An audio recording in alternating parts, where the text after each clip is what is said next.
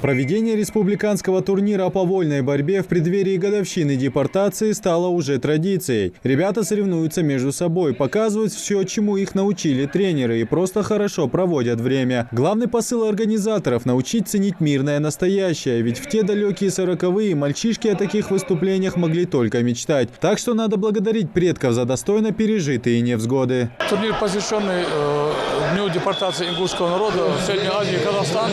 Это ежегодный турнир. В прошлом году мы тоже проводили ее. В прошлом году просто этот турнир был районным, а в этом году мы его сделали открытым и республиканским. Пришли по возможности те, кто лучшие из лучших ребят борются вроде бы очень хорошо. Я считаю, что такие турниры даже очень хорошо будут проводить.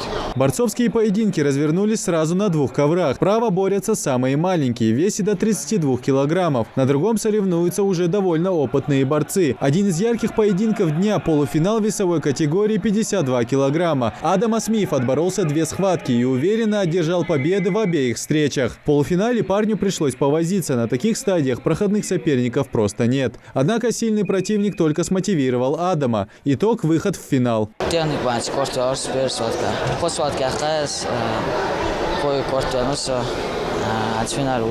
Сейчас знаешь финального своего соперника, с кем будешь бороться?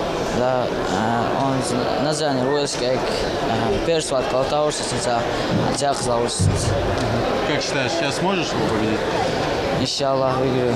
Всего на республиканский турнир среди юношей по вольной борьбе Фокс-селения Далакова съехались 110 борцов 7 весовых категорий. Поединки проходят интенсивно и в быстром темпе. Отличная возможность подготовиться перед крупными региональными и всероссийскими соревнованиями. Состав очень сильный, призеры России, чемпионы СКФО борются здесь, лучшие наши спортсмены этих возрастов. В общем, все пока идеально, у нас травм никаких нету, ни предвзятых отношений никаких мы здесь не видим. Судьи у нас здесь профессионально относятся, судьи всероссийской категории. Хороший старт, это хорошая подготовка к официальным соревнованиям. У нас тем более сейчас в начале марта, 2-5 марта у нас будет СКФО проходить в Грозном, поэтому мы туда готовимся, мы провели сборы. Сейчас у нас как старт, у нас дома, это большой плюс. Борцы отлично комбинируют, проводят захваты и буквально переворачивают счет в концовках поединков. За схватками наблюдают почетные гости.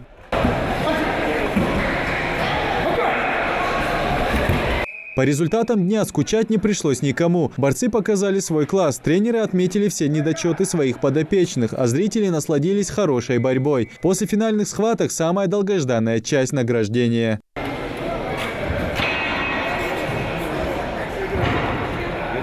Кубки, грамоты и, конечно, денежное вознаграждение. Для ребят это отличная мотивация, однако расслабляться нельзя. Впереди первенство СКФО в Дагестане. Идрис Ижиев, Хамзат Халухоев, Новости 24.